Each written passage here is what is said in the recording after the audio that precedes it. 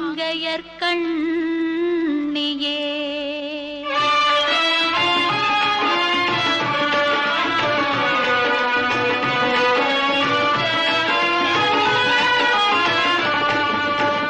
கொண்டை முடி அலங்கரித்து கொஞ்சம் கிளி கையில் வைத்து கொண்டை முடி அலங்கரித்து கொஞ்சம் கிளி கையில் வைத்து அஞ்சுக மொழி உமையாள் வீற்றிருந்தாள் அந்த அழகிய மாநகர் மதுரையிலே